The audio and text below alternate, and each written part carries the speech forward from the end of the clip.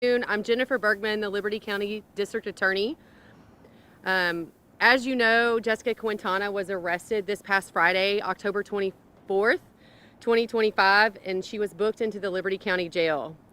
This was based upon an arrest warrant that was issued by the Justice of the Peace for Precinct 4 of Liberty County, Texas.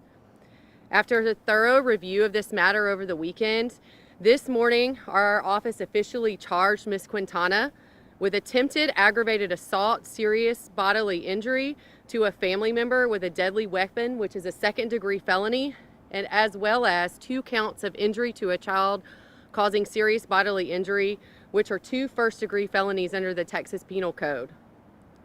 The charges stem from an event that occurred on September 29th, 2025 at a residence on FM 1008 in Dayton in the Kennefic area of Liberty County. Deputies with the Liberty County Sheriff's Office responded and were dispatched based upon a 911 call that reported an attempted murder-suicide. When deputies arrived, they found Ms. Quintana unresponsive in a pond on the property, along with 3 of her children, ages 15, 11, and 6. The 11-year-old was found unresponsive, and 2 other children were conscious but clearly in distress. The investigation that has been ongoing revealed that Ms. Quintana intentionally gave her children alcohol and NyQuil and encouraged them to consume those substances before entering the water together. We know they consumed these substances based upon medical and toxicology records, as well as information gathered from witnesses. Deputies also recovered numerous empty NyQuil bottles, an empty tequila bottle, and other evidence that's consistent with those statements. According to the arrest affidavit, Ms. Quintana's teenage daughter told investigators her mother had 2 plans. Plan A was to pack their belongings and to leave the residence. Plan B was only to be enacted if they could not leave the home.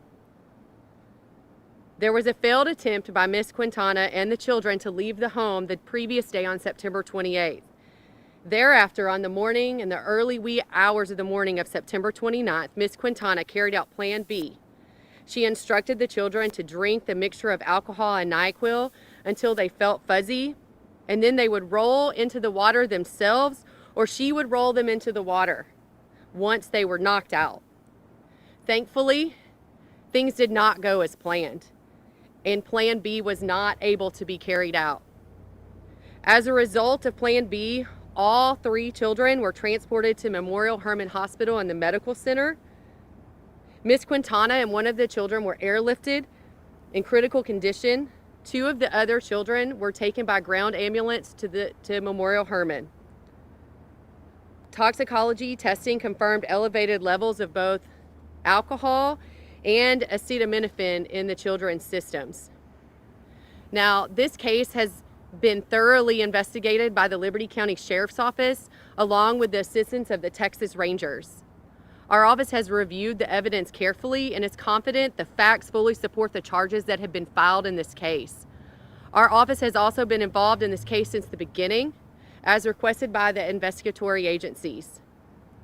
Over the past couple of weeks, there has been a great deal of speculation and misinformation surrounding this case. We're holding the press conference today to dispel those rumors and to provide the public with accurate, verified information.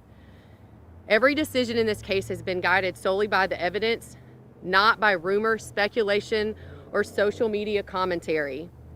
One specific point of misinformation that has been circulating are claims that a Liberty County Sheriff's Office employee was connected to this case. I want to be clear, Ramiro Lozano, referenced in media coverage in the last couple of weeks, is employed by is employed by another law enforcement agency in Liberty County.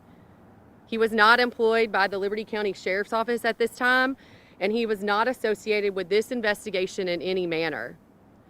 Further, based on the facts of this case and the information and evidence that's been uncovered as of today, the father of the children will not be charged with any crimes related to this murder-suicide plot.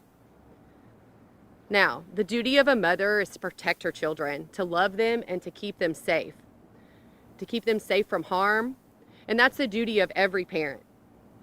When this sacred type of duty is violated, it strikes the heart of a community and demands accountability under the law. And it oftentimes leaves us asking why. Because this case involves minor children and it remains an active prosecution by our office, no additional details can be released at this time. And lastly, I want to extend my sincere appreciation to the Liberty County Sheriff's Office, the Texas Rangers, the medical professionals at Memorial Hermann, and Child Protective Services. They've all worked tirelessly and compassionately in this case.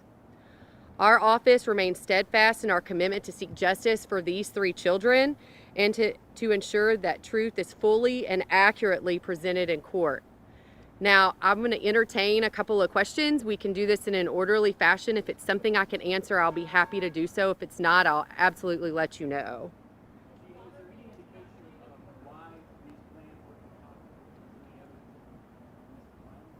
There has not been at this point in time. I can't really comment on that, actually. That involves policy violations, potential policy violations at the agency where he was, and our office has no, we don't investigate that, nor are we involved in those types of things.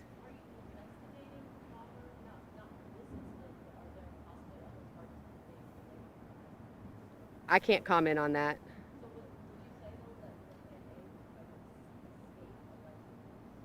I would say that plan A was to leave.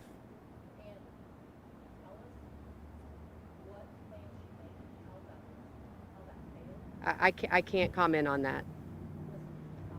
Thank you. Bluebonnet News. I can't comment on that either. That's a CPS matter and relegated to the CPS court. Pardon? I can't comment on that either. I'm sorry.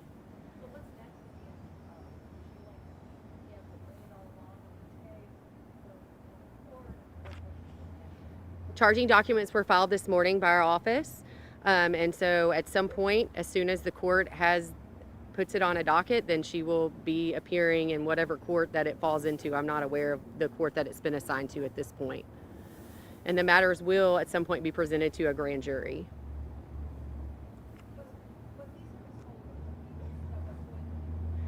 I can't comment on that.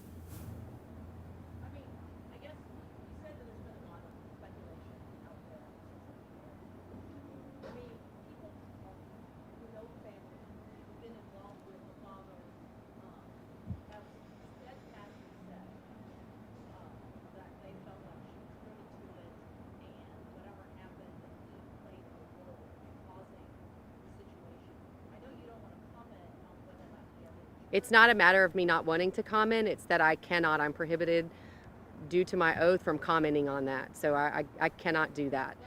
If there are any other questions, yes, Bluebonnet News.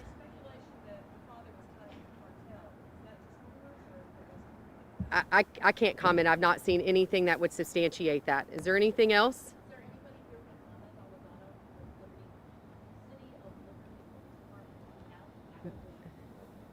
There's not anyone from that department, so they would be the only one that would be able to comment on that. No, I've got an investigator from my office, a prosecutor, and 2 individuals from the sheriff's office. All right, if that's all the questions, thank you for being here today.